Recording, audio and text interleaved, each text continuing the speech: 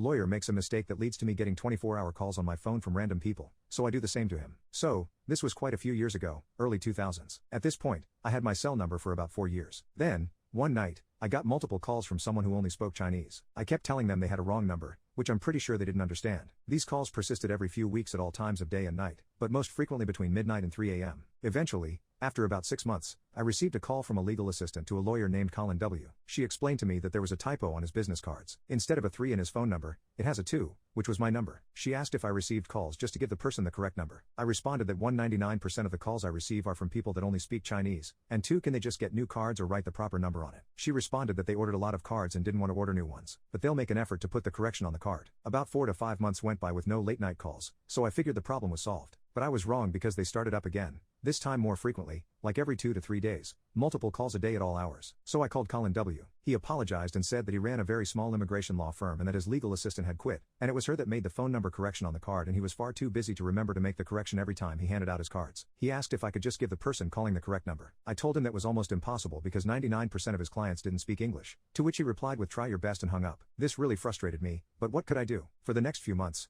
I tried my best to correct people, but very few understood me and would repeatedly call me after I hung up on them. Then, one day, I was at the mall with friends. A lady at one of those kiosks asked if I'd like to enter a contest to win a trip to Florida or Mexico. My friend was like, "Don't, it's a timeshare scam, and as soon as they get your number, they constantly call you with you want a free trip that you have to pay fees for." That's when I had a great thought of how to get my petty revenge. I entered Colin W. into the contest. In fact, there were multiple contests at the mall I entered him into, from trips to free gym memberships to even gift cards. Side note, I've been receiving calls for this guy for almost a year. Besides his name and number, I looked up his law firm address and email online. Because he wouldn't take my call of me complaining, I had emailed him to get new cards and even wrote a snail mail letter to get him to fix his cards. I had a lot of downtime at work, so I started to enter him into contests online, usually 5 to 15 in a day. I did this 5 days a week when I was at work, and anytime I was out shopping, for about 8 months. I would have continued longer, but at about the 8 months mark, I stopped getting calls for Colin W. Around a week after that, I looked him up online, and he had changed his cell phone number.